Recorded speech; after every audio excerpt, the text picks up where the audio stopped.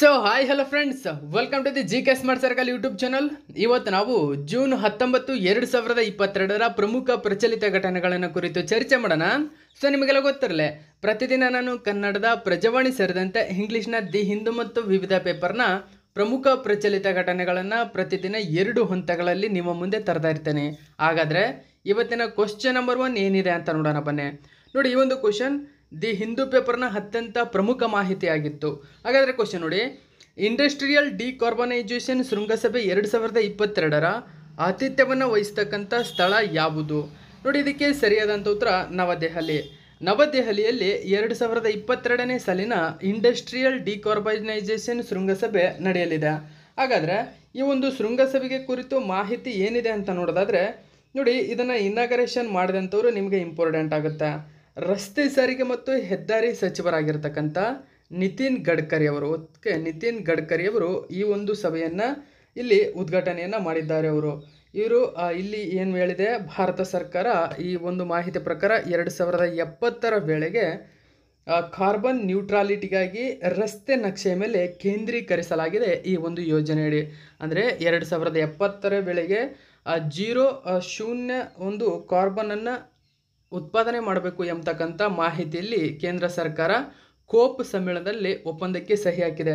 ಈ ಒಂದು ಸಮ್ಮೇಳನದಲ್ಲಿ ಕೂಡ 2070 ವೇಳೆಗೆ ಕಾರ್ಬನ್ ನ್ಯೂಟ್ರಾಲಿಟಿಗಾಗಿ ರಸ್ತೆ ನಕ್ಷೆಯ ಮೇಲೆ ಕೇಂದ್ರೀಕರಿಸಲಾಗಿದೆ ಎಂಬತಕ್ಕಂಥ ಮಾಹಿತಿಯನ್ನು ನಿತಿನ್ ಗಡ್ಕರಿ ಅವರು ಇಲ್ಲಿ ತಿಳಿಸಿದ್ದಾರೆ. ಅದರ ಜೊತೆಗೆ ಪರಿಸರ ವಿಜ್ಞಾನ, ಪರಿಸರ ಮತ್ತು ಅಭಿವೃದ್ಧಿಯ ನಡುವೆ ಸಮತೋಲನವನ್ನು ಕಾಪಾಡಿಕೊಳ್ಳಲು ಸಚಿವರು ಒತ್ತು ನೀಡಿದ್ದಾರೆ ಎಂಬತಕ್ಕಂಥ ಮಾಹಿತಿ ಕೂಡ ಇಲ್ಲಿ ಲಭ್ಯವಾಗಿದೆ. ಹಾಗಾದರೆ ದೆಹಲಿಯ ಬಗ್ಗೆ ನೋಡೋದಾದರೆ, ನೋಡಿ, ದೆಹಲಿ ಎಸ್ಟಾಬ್ಲಿಷ್ ಆಗಿದ್ದು ಯಾವಾಗಂದರೆ 1911ರಲ್ಲಿ ಕಲ್ಕತ್ತಾದಿಂದ ದೆಹಲಿಗೆ ಮೊಟ್ಟ ಮೊದಲ ಬಾರಿಗೆ ರಾಜಧಾನಿಯನ್ನು ವರ್ಗಾವಣೆ ಮಾಡಲಾಯಿತು. ನೋಡಿ, 1911ರವರೆಗೂ ದೆಹಲಿ ರಾಜಧಾನಿ ಆಗಿರಲಿಲ್ಲ, ಕಲ್ಕತ್ತಾ ರಾಜಧಾನಿಯಾಗಿತ್ತು 1911ರವರೆಗೂ. 1911 ನಂತರ ಕಲ್ಕತ್ತಾದಿಂದ ದೆಹಲಿಗೆ ರಾಜಧಾನಿಯನ್ನು ವರ್ಗಾವಣೆ ಮಾಡಲಾಯಿತು. ಆದರೆ ಇದು ಪ್ರಸ್ತುತವಾಗಿ ಇನಾಗರೇಷನ್ ಆಗಿದ್ದು ಮಾತ್ರ 1931ರಲ್ಲಿ ದೆಹಲಿ ರಾಜಧಾನಿಯಾಗಿ ಇನಾಗರೇಷನ್ ಆಗುತ್ತೆ. ಹಾಗಾದರೆ ಭಾರತದ ಗಣರಾಜ್ಯದ ಮೊಟ್ಟ ಮೊದಲ ದೇಶದ ರಾಜಧಾನಿ ಅಂದರೆ ಜನವರಿ 26, 1950ರಲ್ಲಿ ನವದೆಹಲಿ ರಾಜಧಾನಿಯಾಗುತ್ತದೆ.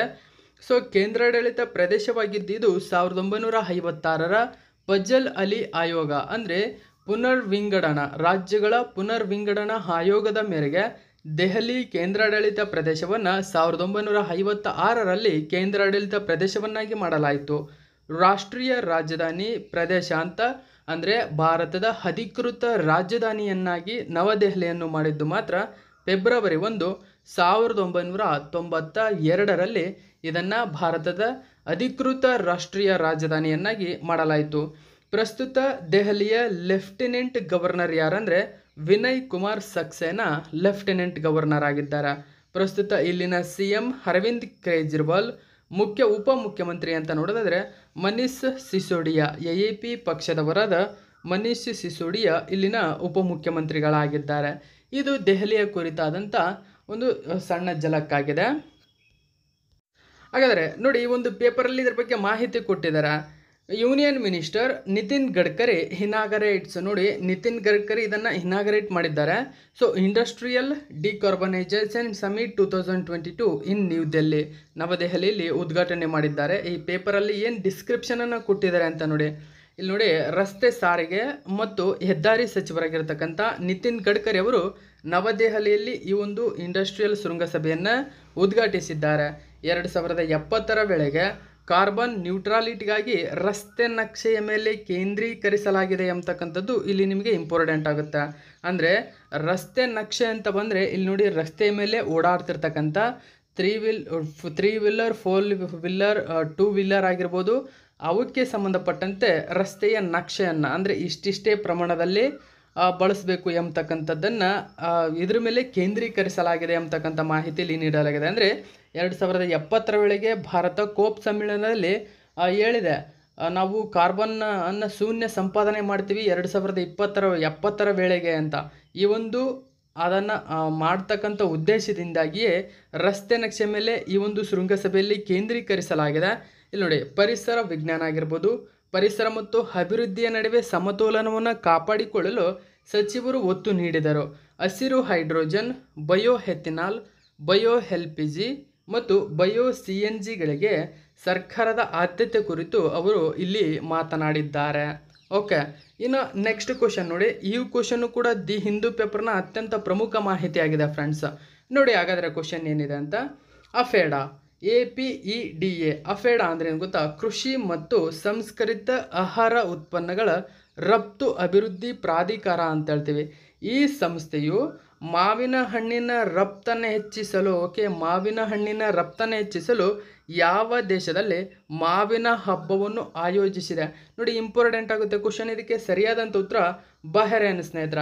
ಬಹರೇನ್ ದೇಶದಲ್ಲೇ ಅಫೇಡಾ ಸಂಸ್ಥೆ ಏನಿದೆ ವಿಶ್ವದಾದ್ಯಂತ ಮಾವಿನ ಹಣ್ಣಿನ ರಫ್ತಿನ ಪ್ರಮಾಣವನ್ನು ಹೆಚ್ಚುವ ಉದ್ದೇಶದಿಂದಾಗಿ ಮಾವಿನ ಹಬ್ಬವನ್ನು ಆಚರಿಸಿದೆ. ಹಾಗಾದರೆ ನೋಡಿ, ಬಹರೇನ್ ಕಂಟ್ರಿಯ ಬಗ್ಗೆ ನಾವು ನೋಡೋದಾದರೆ, ಬಹರೇನ್ ಏನಿದೆ ಏಷ್ಯಾ ಮತ್ತು ಆಫ್ರಿಕಾ ನಡುವೆ ಏನು ಕಂಡು ಬರುತ್ತದೆ? ಸೌದಿ ಅರೇಬಿಯಾ ಪಕ್ಕದಲ್ಲಿಯೇ, ಅಂದರೆ ಇದು ಸೌದಿ ಅರೇಬಿಯಾ ಆದರೆ ಈ ಒಂದು ಪಕ್ಕದಲ್ಲಿ ಇಲ್ಲಿ ಬಹರೇನ್ ಕಂಡು ಬರುತ್ತದೆ ಸ್ನೇಹಿತರ. ಬಹರೇನ್ನ ಪ್ರಸ್ತುತ ರಾಜಧಾನಿ ಯಾವುದು ಅಂತಂದರೆ, ಅಂದರೆ ಕ್ಯಾಪಿಟಲ್ ಯಾವುದಂದರೆ ಮನಾಮಾ ಅಂತ ಹೇಳ್ತೀವಿ. ಮನಾಮಾ ಪ್ರಸ್ತುತ ರಾಜಧಾನಿಯಾಗಿದೆ, ಮನಾಮಾ. ಪ್ರಸ್ತುತ ಇಲ್ಲಿನ ಕರೆನ್ಸಿ ಯಾವುದಂದರೆ ಬಹರೇನ್ ದಿನಾರ್ ಅಂತ ಹೇಳ್ತೀವಿ. ಎಲ್ಲ ಮುಸ್ಲಿಂ ರಾಷ್ಟ್ರಗಳ ಕರೆನ್ಸಿ ಹೆಸರು ಏನಾಗಿರುತ್ತದೆ? ಸರಿ ಸುಮಾರು ದಿನಾರ್ ಎಂಬತಕ್ಕಂಥ ಹೆಸರಿನಿಂದ ಕರಿತೀವಿ. ಈ ದಿನಾರ್ ಅಲ್ಲಿನ ಕರೆನ್ಸಿ ಆಗಿದೆ. ಇಲ್ಲಿನ ಅಫಿಷಿಯಲ್ ಲ್ಯಾಂಗ್ವೇಜ್ ಯಾವುದಂದರೆ ನೋಡಿ ಅರೇಬಿಕ್ ಏನಿದೆ ಇಲ್ಲಿನ ಅಫಿಷಿಯಲ್ ಲ್ಯಾಂಗ್ವೇಜ್ ಆಗಿದೆ. ಇನ್ನು ರೆಕಗ್ನೈಸ್ಡ್ ಲ್ಯಾಂಗ್ವೇಜ್ ಅಂತ ಹೇಳಿದರೆ ಇಂಗ್ಲೀಷ್ ರೆಕಗ್ನೈಸ್ಡ್ ಲ್ಯಾಂಗ್ವೇಜ್ ಆಗಿ ಇಲ್ಲಿ ಕಾರ್ಯನಿರ್ವಹಿಸ್ತದೆ ಸ್ನೇಹಿತರ.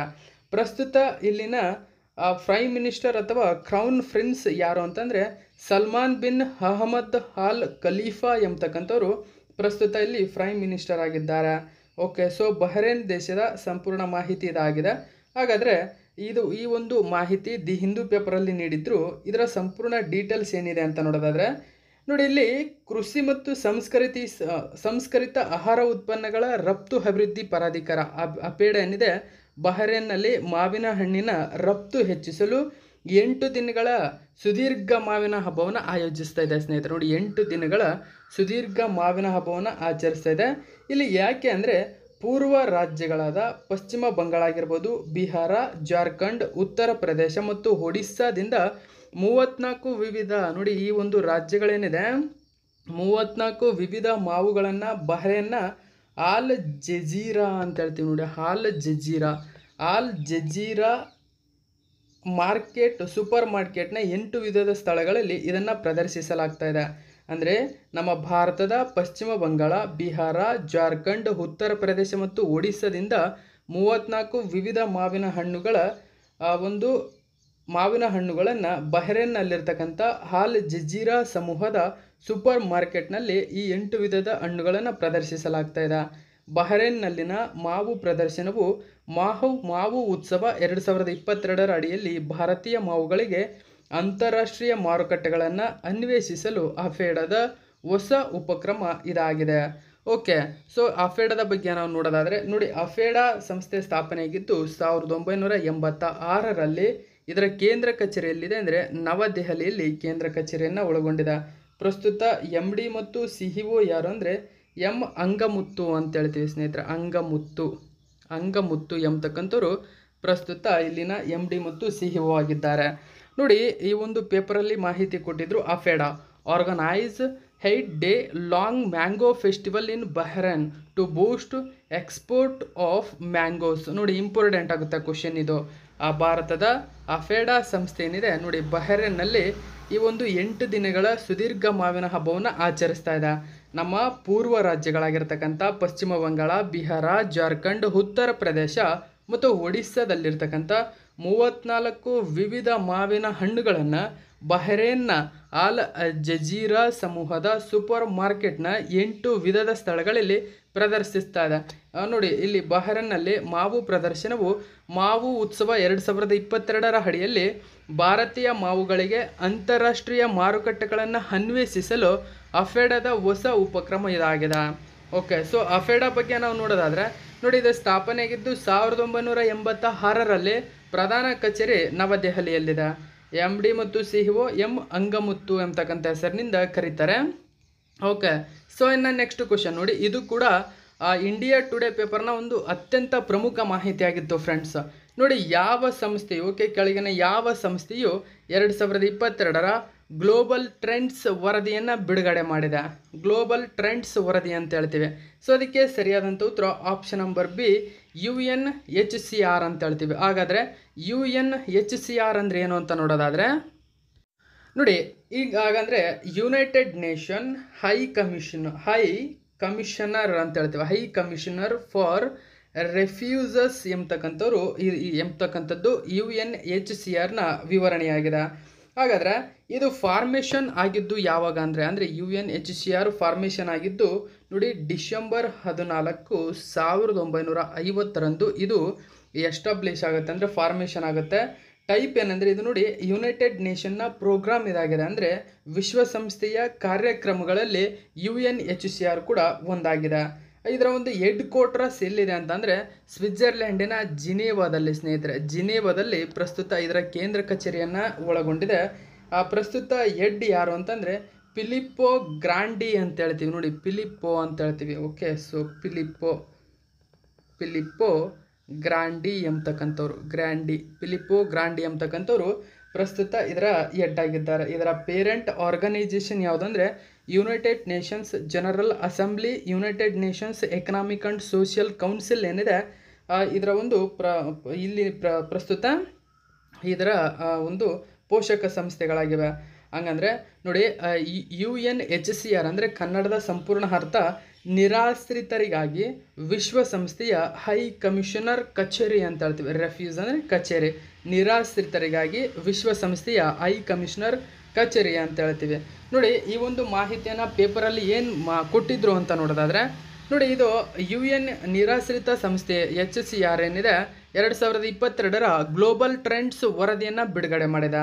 ವರದಿಯ ಪ್ರಕಾರ 100 ಮಿಲಿಯನ್ ಜನರು ಈಗ ಜಾಗತಿಕವಾಗಿ ತಮ್ಮ ಮನೆಗಳನ್ನು ಬಿಟ್ಟು ಪಲಾಯನ ಮಾಡಲಿದ್ದಾರೆ ಅಂತಕ್ಕಂಥ ಮಾಹಿತಿಯನ್ನು ನೀಡಿದೆ. ನೋಡಿ, ಇಂಪಾರ್ಟೆಂಟ್ ಆಗುತ್ತೆ ಕ್ವಶನ್ ಇದು.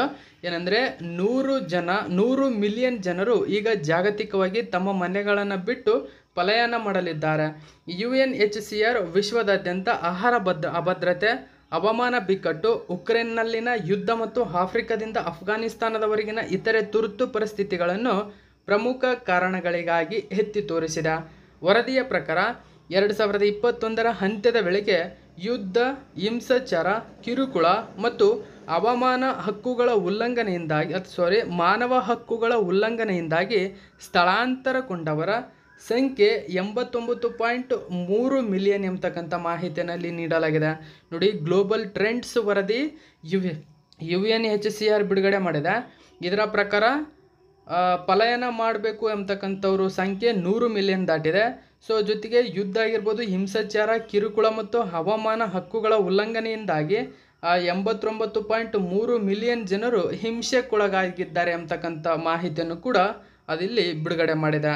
ಓಕೆ, ಸೊ ಇನ್ನು ನೆಕ್ಸ್ಟ್ ಕ್ವಶನ್ ನೋಡಿ, ಇದು ಇಂಡಿಯಾ ಟುಡೇ ಪೇಪರ್ನ ಅತ್ಯಂತ ಪ್ರಮುಖ ಮಾಹಿತಿ ಆಗಿದೆ ಫ್ರೆಂಡ್ಸ್. ಹಾಗಾದರೆ ಈ ಕ್ವಶನ್ ಏನಿದೆ ಅಂತ ನೋಡೋಣ ಬನ್ನಿ.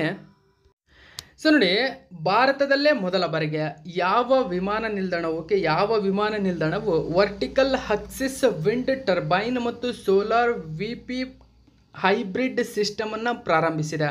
ನೋಡಿ, vertical axis wind turbine and solar PV hybrid ಸಿಸ್ಟಮನ್ನು ಭಾರತದಲ್ಲೇ ಮೊಟ್ಟ ಮೊದಲ ಬಾರಿಗೆ ಒಂದು ಜಾರಿಗೆ ತಂದಿರತಕ್ಕಂಥ ವಿಮಾನ ನಿಲ್ದಾಣ ಯಾವುದು ಅಂತಂದರೆ ನೋಡಿ CSMIA ಅಂತ ಹೇಳ್ತೀವಿ. ಅಂದರೆ Chhatrapati Shivaji Maharaj international airport. Option number 1 ಸರಿಯಾಗಿದೆ.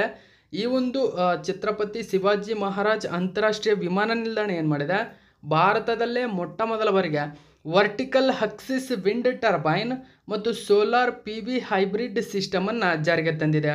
ಹಾಗಾದರೆ ಈ ಒಂದು ಪೇಪರಲ್ಲಿ ಏನು ಇದ್ರ ಬಗ್ಗೆ ಮಾಹಿತಿ ಕೊಟ್ಟಿದ್ರು ಅಂತ ನಾವು ನೋಡೋದಾದರೆ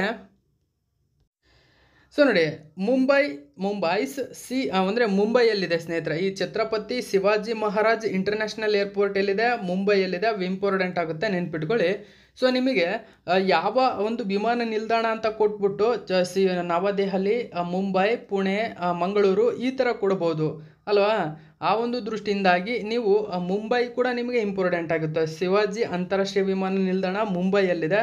ಪಾಟ್ನಾ ಅಂತ ಹೆಸರು ಕೊಟ್ಟರು ನೀವು ಪಾಟ್ನಾ ಅಂತ ಕೊಡ್ಬೋದು, ಮುಂಬೈ ಅಂತ, ನವದೆಹಲಿ ಏನು ಬೇಕಾದ್ರೂ ಕೊಡ್ಬೋದು.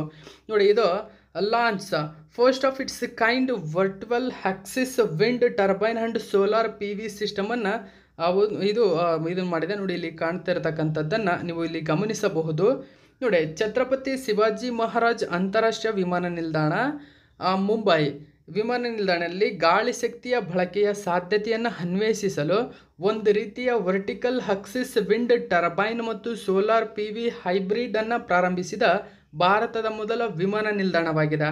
ಇದರೊಂದಿಗೆ ಮುಂಬೈ ತನ್ನ ವಿಮಾನ ನಿಲ್ದಾಣಗಳಲ್ಲಿ ಒಂದು ರೀತಿಯ ಹೈಬ್ರಿಡ್ ವಿದ್ಯುತ್ ಯೋಜನೆಯನ್ನು ಸ್ಥಾಪಿಸುವ ಭಾರತದ ಮೊದಲ ನಗರವಾಗಿ ಹೊರಹೊಮ್ಮಿದೆ. ಇದು ನೋಡಿ CSIMIA ಕೈಗೊಂಡಿರುವ ಈ ಸಮರ್ಥನೀಯ ಉಪಕ್ರಮವು ಸಾಂಪ್ರದಾಯಿಕ ವಿದ್ಯುತ್ ಶಕ್ತಿಯ ಮೇಲಿನ ಅವಲಂಬನೆಯನ್ನು ಕಡಿಮೆ ಮಾಡುತ್ತದೆ. ಇದು ನೋಡಿ ಇಂಪಾರ್ಟೆಂಟಾಗಿ ನೆಟ್ ಜೀರೋ ಹೊರಸೂಸುವಿಕೆಯ ಕಡೆಗೆ ತನ್ನ ಪ್ರಯಾಣವನ್ನು ಮುಂದುವರಿಸಿದೆ. ನೋಡಿ 2070 ನಾ ಆಗಲೇ ಹೇಳಿದೆ 2070ರೊಳಗೆ ಶೂನ್ಯ ಒಂದು ಕಾರ್ಬನ್ ಡೈಆಕ್ಸೈಡನ್ನು ಉತ್ಪಾದನೆ ಮಾಡೋದು, ಅಂದರೆ ನೆಟ್ ಜೀರೋ ಹೊರಸೂಸುವಿಕೆಯನ್ನು ಕಡಿಮೆ ಮಾಡಲು ಯಾವುದು ಗುರಿ ಹಾಕ್ಕೊಂಡಿದೆ. ಸೊ ಅದಕ್ಕೆ ಈ ಒಂದು ಭಾರತದ ಮೊದಲ P V hybrid solar mill ಏನಿದೆ, ಸೊ ಈ ವರ್ಟಿಕಲ್ ಆಕ್ಸಿಸ್ ವಿಂಡ್ ಟರ್ಬೈನ್ ಮತ್ತು ಸೋಲಾರ್ ಪಿ ವಿ ಹೈಬ್ರಿಡ್ ಸಹಕಾರಿಯಾಗಿದೆ ಅಂತಕ್ಕಂಥ ಮಾಹಿತಿಯನ್ನು ಕೂಡ ಈ ಒಂದು ಮುಂಬೈ ಅಂತಾರಾಷ್ಟ್ರೀಯ ವಿಮಾನ ನಿಲ್ದಾಣ ತಿಳಿಸಿದೆ. ಹಾಗಾದರೆ ಭಾರತದಲ್ಲಿರ್ತಕ್ಕಂಥ ಪ್ರಮುಖ ವಿಮಾನ ನಿಲ್ದಾಣಗಳು ಯಾವ್ಯಾವ ಇದರಲ್ಲಿ ಕಂಡುಬರುತ್ತೆ ಅಂತ ನೋಡೋದಾದರೆ, ನೋಡಿ ಭಾರತದ ಪ್ರಮುಖ ಅಂತಾರಾಷ್ಟ್ರೀಯ ವಿಮಾನ ನಿಲ್ದಾಣಗಳು ಅಂತ ನೋಡೋದಾದರೆ, ನೋಡಿ ಕಲ್ಕತ್ತಾದಲ್ಲಿ ಒಂದು ಅಂತಾರಾಷ್ಟ್ರೀಯ ವಿಮಾನ ನಿಲ್ದಾಣ ಕಂಡುಬರುತ್ತದೆ ಸ್ನೇಹಿತರೆ. ಕಲ್ಕತ್ತಾ ವಿಮಾನ ನಿಲ್ದಾಣವನ್ನು ನಾವು ಸುಭಾಷ್ ಚಂದ್ರ ಬೋಸ್ ಅಥವಾ ಢಮ್ ಢಮ್ ಅಂತ ಹೇಳ್ತೀವಿ. ನೋಡಿ ಸುಭಾಷ್ ಚಂದ್ರ ಬೋಸ್ ಅಥವಾ ಢಮ್ ಢಮ್ ಅಂತಾರಾಷ್ಟ್ರೀಯ ವಿಮಾನ ನಿಲ್ದಾಣ ಅತ್ಯಂತ ಪ್ರಮುಖವಾಗಿರತಕ್ಕಂಥ ವಿಮಾನ ನಿಲ್ದಾಣವಾಗಿದೆ. ಇನ್ನು ಇಲ್ಲಿ ನಮ್ಮ ಕರ್ನಾಟಕದಲ್ಲಿ ಕಂಡುಬರುತ್ತದೆ ಸ್ನೇಹಿತರೆ, ಯಾವುದು ಬಚ್ಪೆ ಅಂತ ಹೇಳ್ತೀವಿ, ಬಚ್ಪೆ. ಓಕೆ, ಸೊ ಬಚ್ಪೆ ನಿಮಗೆ ತುಂಬ ಇಂಪಾರ್ಟೆಂಟ್ ಆಗುತ್ತೆ. ಸುಮಾರು ಇದು ಅಷ್ಟು ಸುಲಭವಾಗಿ ಯಾರಿಗೂ ಗೊತ್ತಿರಲ್ಲ. ಇದು ಮಂಗಳೂರಿನಲ್ಲಿ ಕಂಡುಬರುತ್ತದೆ. ಬಚ್ಪೆ ಅಂತಾರಾಷ್ಟ್ರೀಯ ವಿಮಾನ ನಿಲ್ದಾಣ ಪ್ರಮುಖವಾಗಿರ್ತಕ್ಕಂಥ ಕರ್ನಾಟಕ ಅಂತಾರಾಷ್ಟ್ರೀಯ ವಿಮಾನ ನಿಲ್ದಾಣವಾಗಿದೆ. ಹಾಗಾದರೆ ಮಹಾರಾಷ್ಟ್ರದಲ್ಲಿ ಶಿವಾಜಿ ಅಂತಾರಾಷ್ಟ್ರೀಯ ವಿಮಾನ ನಿಲ್ದಾಣ ಒಂದೇ ಇದೆಯಾ? ಇಲ್ಲ ಸ್ನೇಹಿತರೆ, ನಾಗ್ಪುರದಲ್ಲಿ ಒಂದು ವಿಮಾನ ನಿಲ್ದಾಣ ಕಂಡುಬರುತ್ತದೆ. ಯಾವುದಂದರೆ ನೋಡಿ ಡಾಕ್ಟರ್ BR ಅಂಬೇಡ್ಕರ್ ಅಂತಾರಾಷ್ಟ್ರೀಯ ವಿಮಾನ ನಿಲ್ದಾಣ ಕಂಡುಬರುತ್ತದೆ. ಮಹಾರಾಷ್ಟ್ರದಲ್ಲಿ ಛತ್ರಪತಿ ಶಿವಾಜಿ ಅಂತಾರಾಷ್ಟ್ರೀಯ ವಿಮಾನ ನಿಲ್ದಾಣ ಕಂಡುಬರುತ್ತದೆ. ಇನ್ನು ಸಹಾರಾ ಅಂತಾರಾಷ್ಟ್ರೀಯ ವಿಮಾನ ನಿಲ್ದಾಣ ಯಾವುದು? ಡಾಕ್ಟರ್ BR ಅಂಬೇಡ್ಕರ್, ಛತ್ರಪತಿ ಶಿವಾಜಿ ಮತ್ತು ಸಹಾರಾ ಅಂತಾರಾಷ್ಟ್ರೀಯ ವಿಮಾನ ನಿಲ್ದಾಣಗಳು. ಈ 3 ವಿಮಾನ ನಿಲ್ದಾಣಗಳು ಮಹಾರಾಷ್ಟ್ರದ ಅಂತಾರಾಷ್ಟ್ರೀಯ ವಿಮಾನ ನಿಲ್ದಾಣಗಳಾಗಿವೆ. ಓಕೆ, ಇನ್ನು ನೋಡಿ ಹೈದರಾಬಾದ್ನಲ್ಲಿ ವಿಮಾನ ನಿಲ್ದಾಣ ಕಂಡುಬರ್ತದೆ. ಹಾಗಾದರೆ ಈ ಹೈದರಾಬಾದ್ನಲ್ಲಿರ್ತಕ್ಕಂಥ ವಿಮಾನ ನಿಲ್ದಾಣಕ್ಕೆ ಏನೆಂದು ಹೆಸರಿಂದ ಕರೀತಾರೆ ಅಂದರೆ ನೋಡಿ ಹೈದರಾಬಾದ್ ಅಂತ ಹೇಳ್ತೀವಿ. ಹೈದರಾಬಾದ್ ಎಲ್ಲಿ ಕಂಡುಬರುತ್ತದೆ? ಸೊ ನೋಡಿ ಇಲ್ಲಿ ಕಂಡುಬರ್ತಕ್ಕಂಥದ್ದು ರಾಜೀವ್ ಗಾಂಧಿ ಅಂತ ಹೇಳ್ತೀವಿ. ಓಕೆ, ಸೊ ರಾಜೀವ್ ಗಾಂಧಿ ಅಂತಾರಾಷ್ಟ್ರೀಯ ವಿಮಾನ ನಿಲ್ದಾಣ ಹೈದರಾಬಾದಲ್ಲಿ ಕಂಡುಬರ್ತದೆ. ಇನ್ನು ಅಂಡಮಾನ್ ಮತ್ತು ನಿಕೋಬಾರ್ ಪ್ರದೇಶಗಳು ಸ್ನೇಹಿತರೆ, ಇಲ್ಲಿ ಕಂಡುಬರ್ತಕ್ಕಂಥ ಅಂಡಮಾನ್ ಮತ್ತು ನಿಕೋಬಾರ್ ಪ್ರದೇಶಗಳಲ್ಲಿ ಯಾವ ಅಂತಾರಾಷ್ಟ್ರೀಯ ವಿಮಾನ ನಿಲ್ದಾಣವಿದೆ ಅಂತ ಸುಮಾರು ಸರಿ ಎಕ್ಸಾಮಲ್ಲಿ ಕೇಳಿದರೆ ನೋಡಿ ಭಾರತದ ಕ್ರಾಂತಿಕಾರಿ ನಾಯಕರಾಗಿರ್ತಕ್ಕಂಥ ವಿ ಡಿ ಸವರ್ಕರ್ ಅಂತಾರಾಷ್ಟ್ರೀಯ ವಿಮಾನ ನಿಲ್ದಾಣ ಅಂಡಮಾನ್ ಮತ್ತು ನಿಕೋಬಾರ್ ಪ್ರದೇಶದಲ್ಲಿ ಕಂಡುಬರುತ್ತದೆ.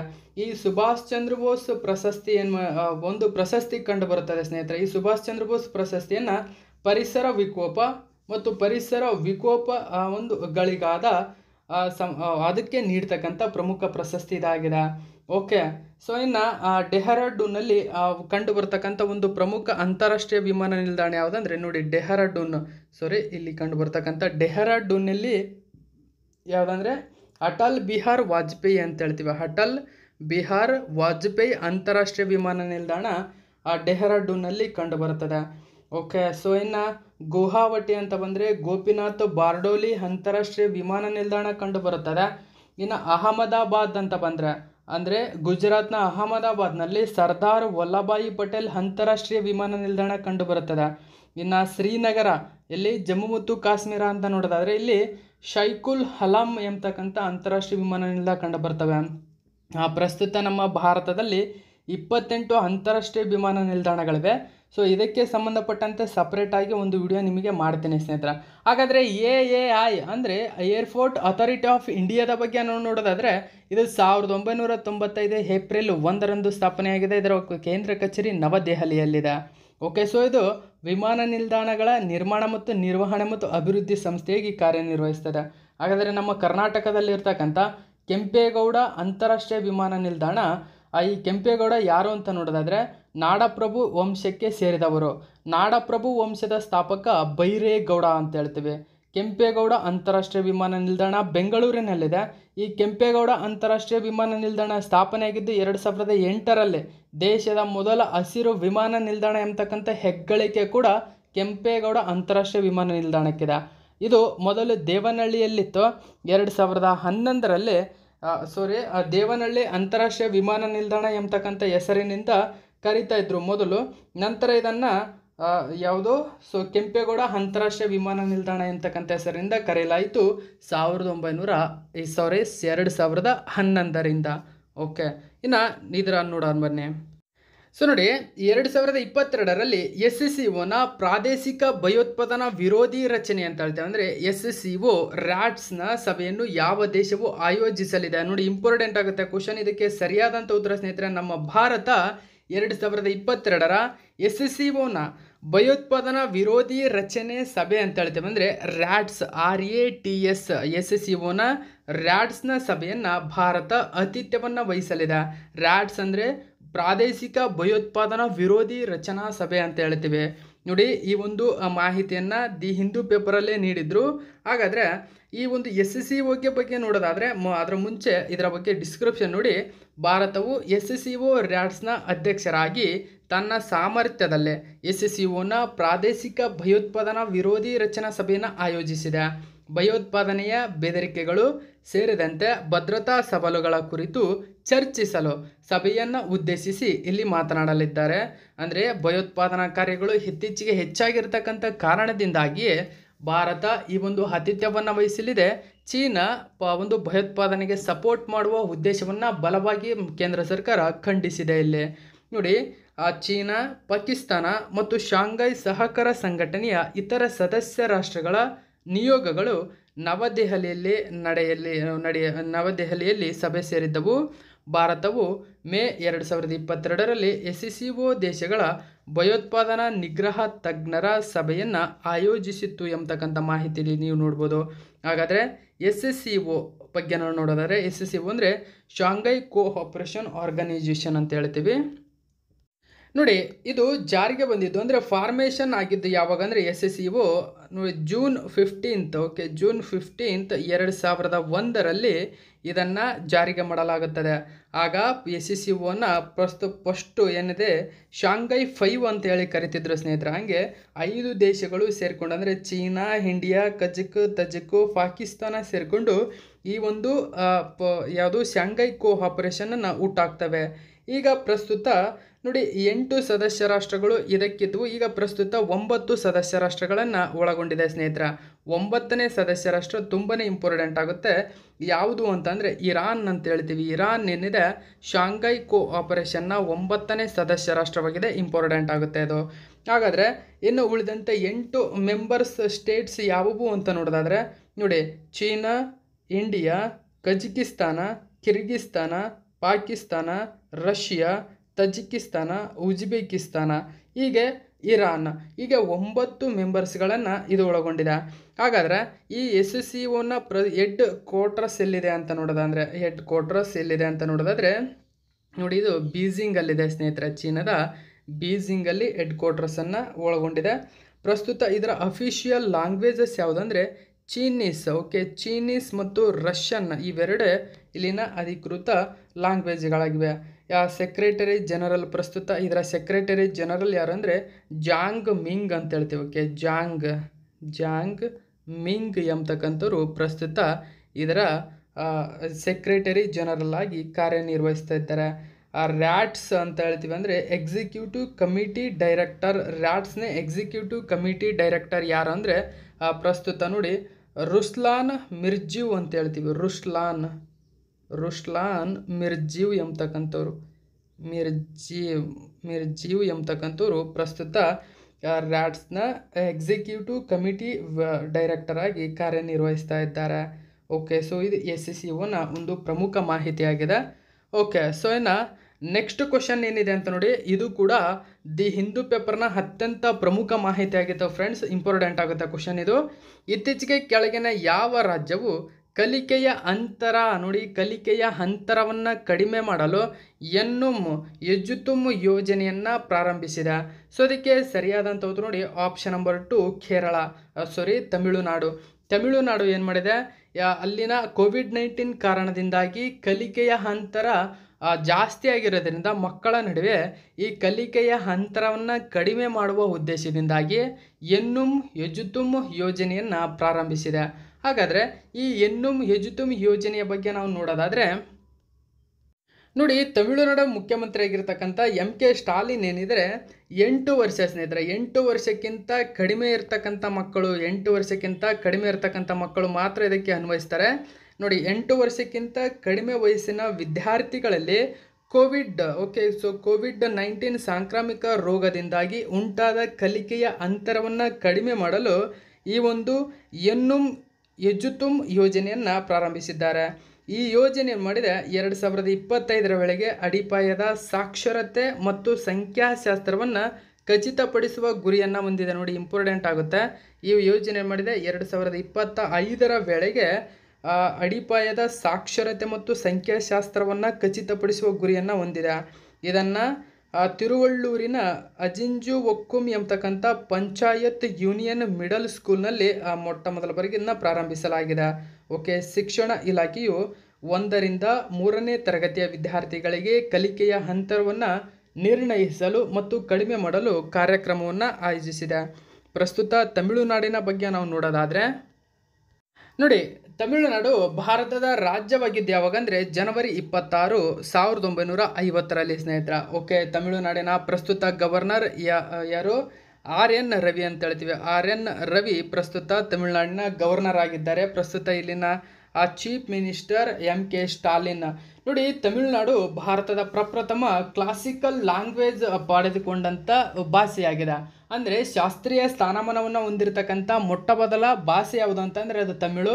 2004ರಲ್ಲಿ, ಎರಡನೇದಾಗಿ ಸಂಸ್ಕೃತ 2005, ಮೂರನೇದಾಗಿ ಕನ್ನಡ ಮತ್ತು ಅದು ತೆಲುಗುಕ್ಕೆ ಕೊಡಲಾಗುತ್ತದೆ 2008ರಲ್ಲಿ, ನಂತರ 5ನೇದಾಗಿ ಮಲಯಾಳಂಗೆ 2013ರಲ್ಲಿ, ನಂತರ 6ನೇದಾಗಿ ಒಡಿಯಾ 2014ರಲ್ಲಿ. ಹೀಗೆ ಭಾರತದ 6 ಶಾಸ್ತ್ರೀಯ ಸ್ಥಾನಮಾನಗಳನ್ನು ಪಡೆದುಕೊಂಡಂಥ ಭಾಷೆಗಳ ಬಗ್ಗೆ ಈಗ ನೀವು ತಿಳ್ಕೊಂಡ್ರಿ. ನೋಡಿ, ಇಲ್ಲಿ ಇಂದಿರಾ ಗಾಂಧಿ, ಮಂದತುರೈ, ಮಧುಮಲೈ, ಅನೈಮುಡಿ, ಮಾಕುರ್ತಿ ಎಂಬತಕ್ಕಂಥ ನ್ಯಾಷನಲ್ ಪಾರ್ಕುಗಳು ಇಲ್ಲಿ ಕಂಡು ಬರ್ತವೆ. ಇಲ್ಲಿ ತಮಿಳುನಾಡು ಸರ್ಕಾರ ರೀಸೆಂಟಾಗಿ ಪ್ರಮುಖ ಯೋಜನೆಗಳನ್ನು ಜಾರಿಗೆ ತಂದಿದೆ. ಅದರಲ್ಲಿ ಒಂದನೇದಾಗಿ ಯಾವುದಂದರೆ 17ನೇ ಪಕ್ಷಿಧಾಮವನ್ನು ಉದ್ಘಾಟನೆ ಮಾಡಿದೆ ಇತ್ತೀಚೆಗೆ ತಮಿಳುನಾಡು. ಅದರ ಹೆಸರು ನಂಜರಾಯನ ತೊಟ್ಟಿ ಅಂತ ಹೇಳ್ತೀವಿ. ನಂಜರಾಯನ ತೊಟ್ಟಿ ಎಂಬತಕ್ಕಂಥದ್ದು 17ನೇ ಪಕ್ಷಿಧಾಮ. ಇನ್ನು ಭಾರತದಲ್ಲೇ ಮೊದಲ ಬಾರಿಗೆ ಓದುತ್ತಿರುವ ಮಕ್ಕಳಿಗಾಗಿಯೇ ಇದು 1ರಿಂದ 5ನೇ ತರಗತಿ ಮಕ್ಕಳಿಗಾಗಿಯೇ ಪೌಷ್ಟಿಕ ಆಹಾರ ಯೋಜನೆಯನ್ನು ಜಾರಿಗೆ ತಂದಿದೆ. ಇನ್ನು ನಾನು ಮೊದಲ ಯೋಜನೆಯನ್ನು ಯುವಕರಿಗೆ ಕೌಶಲ್ಯ ಅಭಿವೃದ್ಧಿ ಯೋಜನೆಯನ್ನು ರೂಪಿಸಲು ಜಾರಿಗೆ ತಂದಿದೆ.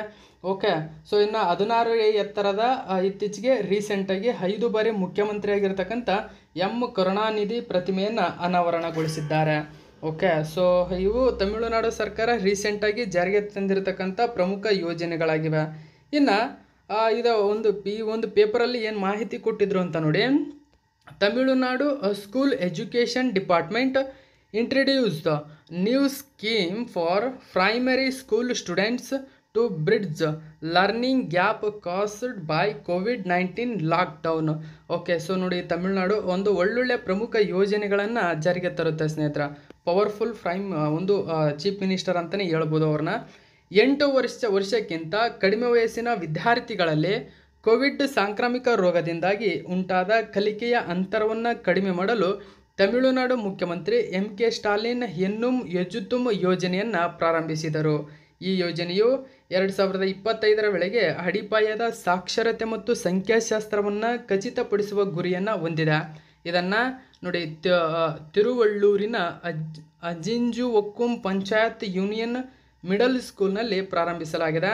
ಶಿಕ್ಷಣ ಇಲಾಖೆಯು 1ರಿಂದ 3ನೇ ತರಗತಿಯ ವಿದ್ಯಾರ್ಥಿಗಳಿಗೆ ಕಲಿಕೆಯ ಅಂತರವನ್ನು ನಿರ್ಣಯಿಸಲು ಈ ಒಂದು ಪ್ರಮುಖ ಯೋಜನೆಯಾಗಿದೆ. ನೋಡಿ, ತಮಿಳುನಾಡು ಬಗ್ಗೆ ತಿಳ್ಕೊಂಡ್ರೆ ಆಲ್ರೆಡಿ. ಇನ್ನು ನೆಕ್ಸ್ಟ್ ಕ್ವಶನ್ ನೋಡಿ, ಈ ಒಂದು ಕ್ವಶನ್ ನೋಡಿ, ದಿ ಎಕನಾಮಿಕ್ಸ್ ಟೈಮ್ಸ್ ಪೇಪರ್ನ ಅತ್ಯಂತ ಒಂದು ಪ್ರಮುಖ ಮಾಹಿತಿ ಆಗಿತ್ತು ಫ್ರೆಂಡ್ಸ್ ಇದು. ನೋಡಿ, ಯುರೋಪ್ನ ಅತಿ ದೊಡ್ಡ ಸ್ಟಾರ್ಟ್ಅಪ್ ಸಮ್ಮೇಳನ ವಿವಾಟೆಕ್ನಲ್ಲಿ ಯಾವ ದೇಶವನ್ನು ವರ್ಷದ ದೇಶ ನೋಡಿ ಯಾವುದು ಕಂಟ್ರಿ ಆಫ್ ದ ಇಯರ್ ಅಂತ ಹೇಳ್ತೀವಿ. ಕಂಟ್ರಿ ಆಫ್ ದ ಇಯರ್ ಯಾವುದು ಅಂತಂದರೆ ನೋಡಿ, ಸರಿಯಾದಂಥ ಉತ್ತರ ನಮ್ಮ ಭಾರತ ಸ್ನೇಹಿತರ. ನೋಡಿ, ಯುರೋಪ್ನ ಅತಿ ದೊಡ್ಡ ಸ್ಟಾರ್ಟ್ಅಪ್ ಸಮ್ಮೇಳನ ಯಾವುದು? ವಿವಾಟೆಕ್ ಅಂತ ಹೇಳ್ತೀವಿ. ವಿವಾಟೆಕ್ ಸಮ್ಮೇಳನದಲ್ಲೇ ಭಾರತವನ್ನು ವರ್ಷದ ದೇಶ ಎಂಬತಕ್ಕಂಥ ಹೆಸರಿನಿಂದ ಗುರುತಿಸಲಾಗಿದೆ. ತುಂಬ ಇಂಪಾರ್ಟೆಂಟ್ ಆಗಿರತಕ್ಕಂಥ ಮಾಹಿತಿ ಈ ಒಂದು ನೋಡಿ, ದಿ ಎಕನಾಮಿಕ್ಸ್ ಟೈಮ್ಸ್ ಪೇಪರ್ನ ಒಂದು ಪ್ರಮುಖ ಮಾಹಿತಿ ಇದು.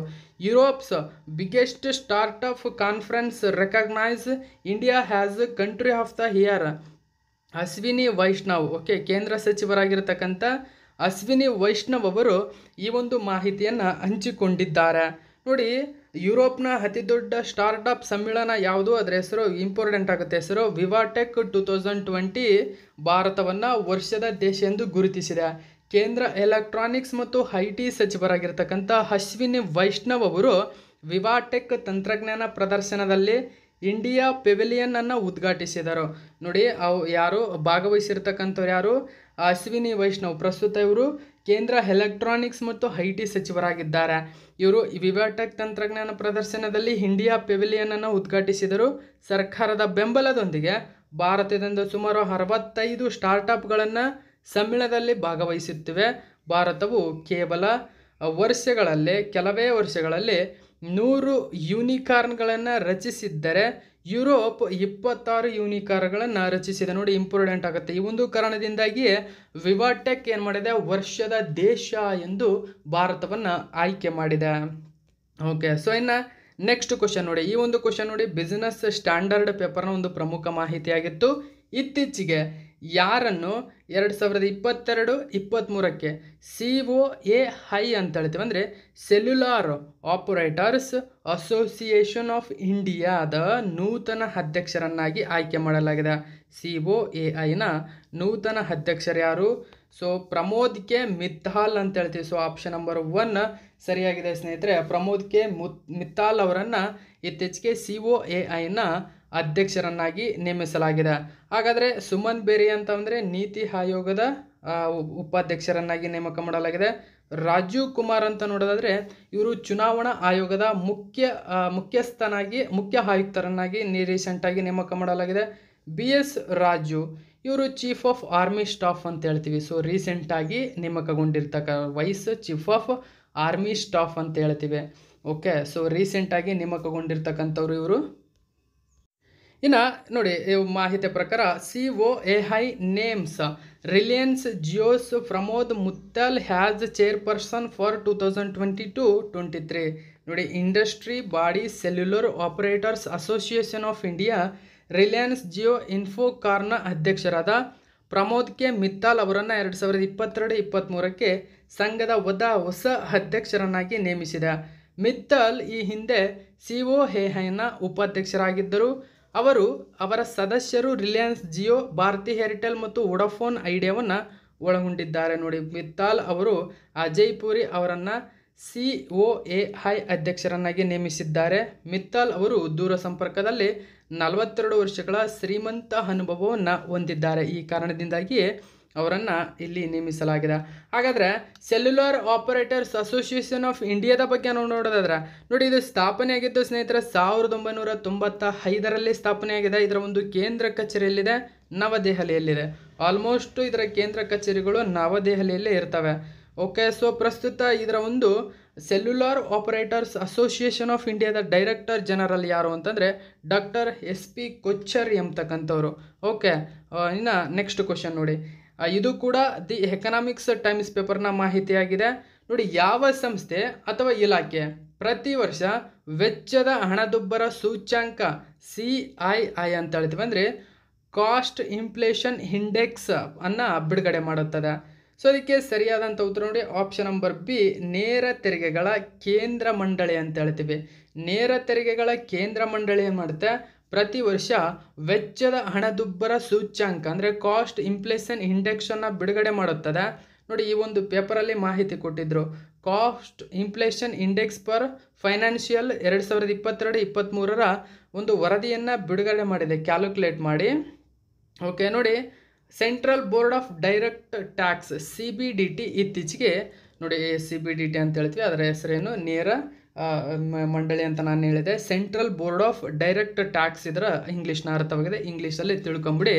ಇದು ಆರ್ಥಿಕ ವರ್ಷ 2022-23ಗಾಗಿ ವೆಚ್ಚದ ಹಣದುಬ್ಬರ ಸೂಚ್ಯಂಕ 331 ಎಂದು ಸೂಚಿಸಿದೆ ಸ್ನೇಹಿತರ. Very important. CIIಯನ್ನು 331 ಎಂಬತಕ್ಕಂಥ ಅರ್ಥದಿಂದ ಸೂಚಿಸಿದೆ CBDT.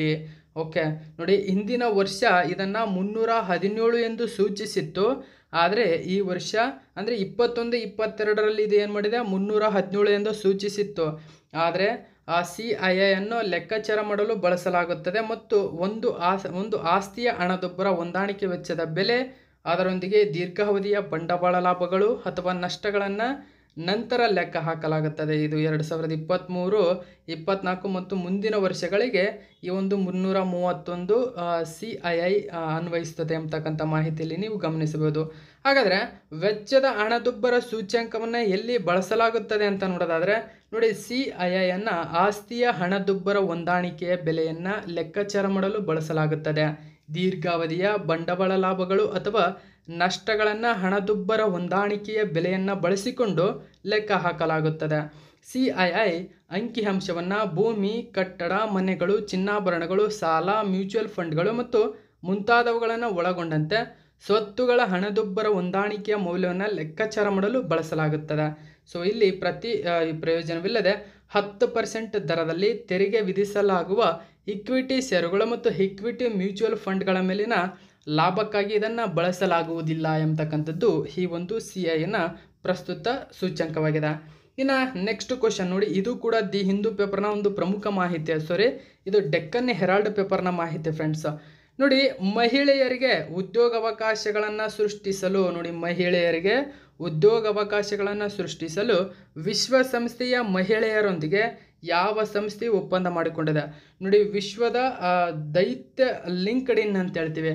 ಸೊ ನೀವು ಇದು ಜಾಬ್ಗೆ ಸಂಬಂಧಪಟ್ಟಂತೆ ವಿಶ್ವದ ದೈತ್ಯ ಕಂಪನಿಯಾಗಿದೆ ಲಿಂಕ್ಡ್ಇನ್. ಈ ಲಿಂಕ್ಡ್ಇನ್ ಮೇಲೆ ವಿಶ್ವಸಂಸ್ಥೆಯ ಜೊತೆಗೆ ಆ ಮಹಿಳೆಯರೊಂದಿಗೆ ಒಪ್ಪಂದವನ್ನು ಸಹಿ ಹಾಕಿದೆ. ಯಾಕಂದರೆ ಮಹಿಳೆಯರಿಗೆ ಉದ್ಯೋಗ ಅವಕಾಶಗಳನ್ನು ಸೃಷ್ಟಿಸುವುದು ಇದರ ಒಂದು ಪ್ರಮುಖ ಗುರಿಯಾಗಿದೆ. ನೋಡಿ, ಲಿಂಕ್ಡ್ಇನ್ ವಿಶ್ವದ ಅತಿದೊಡ್ಡ ವೃತ್ತಿಪರ ನೆಟ್ವರ್ಕ್. ಲಿಂಕ್ಡ್ಇನ್ ಮಹಿಳೆಯರ ಆರ್ಥಿಕ ಸಬಲೀಕರಣವನ್ನು ಮುನ್ನಡೆಸಲು ವಿಶ್ವಸಂಸ್ಥೆಯ ಮಹಿಳೆಯರ ಸಹಭಾಗಿತ್ವದಲ್ಲೇ 5 ಲಕ್ಷ ಅಂದರೆ ಸರಿಸುಮಾರು 3.88 ಕೋಟಿ ನಮ್ಮ ಇಂಡಿಯನ್ ಕರೆನ್ಸಿಯ ಪ್ರಕಾರ 5 ಲಕ್ಷ ಯುನೈಟೆಡ್ ಸ್ಟೇಟ್ ಡಾಲರ್ ಹೂಡಿಕೆ ಮಾಡುತ್ತಿದೆ. ಅಂದರೆ ಸರಿಸುಮಾರು ಇದು ನೋಡಿ 3.88 ಕೋಟಿ ರೂಪಾಯಿನ ಹೂಡಿಕೆ ಮಾಡುತ್ತಿದೆ. ಈ ಯೋಜನೆಯು 2000 ಮಹಿಳೆಯರ ಡಿಜಿಟಲ್, ಸಾಫ್ಟ್ ಮತ್ತು ಉದ್ಯೋಗ ಕೌಶಲ್ಯಗಳನ್ನು ಬೆಳೆಸಲು ಮಹಾರಾಷ್ಟ್ರದಲ್ಲಿ ಪೈಲಟನ್ನು ಪ್ರಾರಂಭಿಸಿದೆ. ನೋಡಿ, ವೆರಿ ಇಂಪಾರ್ಟೆಂಟ್. ಮಹಾರಾಷ್ಟ್ರದಲ್ಲಿ 2000 ಮಹಿಳೆಯರು ಸಾಫ್ಟ್ ಡಿಜಿಟಲ್ ಅಥವಾ ಉದ್ಯೋಗ ಕೌಶಲ್ಯಗಳನ್ನು ಬೆಳೆಸಲು ಪೈಲಟನ್ನು ಪ್ರಾರಂಭಿಸಲಾಗಿದೆ ಮಹಾರಾಷ್ಟ್ರದಲ್ಲಿ. ಮತ್ತು ಅವರಿಗೆ ಉದ್ಯೋಗ ಮೇಳಗಳು, ಮಾರ್ಗದರ್ಶನ ಸೆಷನ್ಗಳು ಮತ್ತು ಫೀರ್ ಟು ಫೀರ್ ನೆಟ್ವರ್ಕ್ಗಳ ಮೂಲಕ ವೃತ್ತಿ ನಿರ್ಮಾಣ ಅವಕಾಶಗಳ ಶ್ರೇಣಿಯನ್ನು ಪ್ರಸ್ತುತಪಡಿಸುತ್ತದೆ. 3 ವರ್ಷಗಳ ಪ್ರಾದೇಶಿಕ ಸಹಯೋಗವು ಮಹಿಳೆಯರಿಗೆ ಡಿಜಿಟಲ್ ಕೌಶಲ್ಯವನ್ನು ನೀಡುತ್ತದೆ, ಅವರಿಗೆ ಉದ್ಯೋಗಗಳಿಗೆ ಹೆಚ್ಚಿನ ಪ್ರವೇಶವನ್ನು ಒದಗಿಸುತ್ತದೆ ಮತ್ತು ಔಪಚಾರಿಕ ಆರ್ಥಿಕತೆಯಲ್ಲಿ ಸಂಪೂರ್ಣವಾಗಿ ಭಾಗವಹಿಸಲು ಅವರನ್ನು ಸಜ್ಜುಗೊಳಿಸುತ್ತದೆ. ಹಾಗಾದರೆ ಸ್ನೇಹಿತರೆ, ಲಿಂಕ್ಡ್ಇನ್ ಬಗ್ಗೆ ನಾವು ನೋಡೋದಾದರೆ ಇಂಪಾರ್ಟೆಂಟ್. ನೀವು ನೋಡಿ, ಯಾವುದೇ ಒಂದು ವಿಡಿಯೋ ನೋಡಬೇಕಾದ್ರೆ ಲಿಂಕ್ಡ್ಇನ್ ಅಡ್ವರ್ಟೈಸ್ ಬರ್ತಾ ಇರುತ್ತೆ, ಅಲ್ಲಿ ನೀವು ಗಮನಿಸಬಹುದು. ಸೊ ಇದಕ್ಕಿಂತ ಮುಂಚಿತವಾಗಿ ನಿಮಗೊಂದು ಪ್ರಕಟಣೆ ಮಾಡಲು ನಾನು ಬಯಸ್ತಾ ಇದ್ದೇನೆ. ನೋಡಿ, ಯಾರೆಲ್ಲ ನಿಮ್ಮ ಹತ್ತಿರದ ಸ್ನೇಹಿತರಾಗಿರ್ಬೋದು, ಫ್ರೆಂಡ್ಸ್ ಆಗಿರ್ಬೋದು, SSLC ಪರ್ಸೆಂಟೇಜಲ್ಲಿ 90 ಅಬೋವ್ ಪರ್ಸೆಂಟೇಜ್ ಮಾಡಿರ್ತಕ್ಕಂಥವ್ರಿಗೆ ಸೈನ್ಸಲ್ಲಿ ಯಾವುದೇ ಕೋರ್ಸನ್ನು ಮಾಡಬೇಕು ಅಂತ ಅಂದ್ಕೊಂಡಿರೋರು ಫ್ರೀ ಸೀಟನ್ನು ಇಲ್ಲಿ ನಾವು ನಿಮಗೆ ಕೊಡಿಸ್ತೇವೆ. ಸೊ ನಿಮಗೆ ಬೇಕಾದಂಥವರು ನನ್ನ ಡಿಸ್ಕ್ರಿಪ್ಷನ್ ಬಾಕ್ಸಲ್ಲಿ ಕಮೆಂಟನ್ನು ಹಾಕ್ಬೋದು. ಸೈನ್ಸ್ಗೆ ಫ್ರೀಯಾಗಿ ಸೀಟ್ ಕೊಡಿಸ್ತೀವಿ. ಯಾಕಂದರೆ ಬೇರೆ ಕಡೆಗೆಲ್ಲ ನೋಡಿ 50,000, 30,000, 40,000 20,000 ಎಲ್ಲ ತಗೊಳ್ತಾ ಇರ್ತಾರೆ. ಸೊ 90% ಮೇಲಿರೋರಿಗೆ ಈ ಥರ ಒಂದು ಆಫರ್ ಮಾಡಿದೆ ಒಂದು ಕಾಲೇಜು. ಸೊ ನಿಮಗೆ ಇಷ್ಟ ಇರ್ತಕ್ಕಂಥವ್ರು, ನಿಮಗೆ ಯಾರು ಪರಿಚಯ ಇರೋರು ಇದ್ದರೆ ಡಿಸ್ಕ್ರಿಪ್ಷನಲ್ಲಿ ಕಾಮೆಂಟ್ ಮಾಡಿ ಆಯಿತಾ. ಸೊ ಮರಿಬೇಡಿ, ತಪ್ಪದೆ ಕಾಮೆಂಟ್ ಮಾಡಿ. ನೋಡಿ, ಲಿಂಕ್ಡ್ಇನ್ ಅದರ ಬಗ್ಗೆ ನೋಡೋದಾದರೆ ಇದು ಮೇ 5, 2003 ಸ್ಥಾಪನೆಯಾಗಿದೆ. ಇದರ ಒಂದು ಪ್ರಧಾನ ಕಚೇರಿ ಕ್ಯಾಲಿಫೋರ್ನಿಯಾ, ಯುನೈಟೆಡ್ ಸ್ಟೇಟ್ಸಲ್ಲಿದೆ. ಪ್ರಸ್ತುತ CEO ರಿಯಾನ್ ರೋಸ್ಲಾನ್ಸ್ಕಿ ಎಂಬತಕ್ಕಂಥವ್ರು ಪ್ರಸ್ತುತ CEO ಆಗಿದ್ದಾರೆ. ಸೊ ಇದು ಇವತ್ತಿನ ಪ್ರಮುಖ ಕರೆಂಟ್ ಅಫೇರ್ಸ್ ಆಗಿದೆ. Thank you so much for watching my video friends.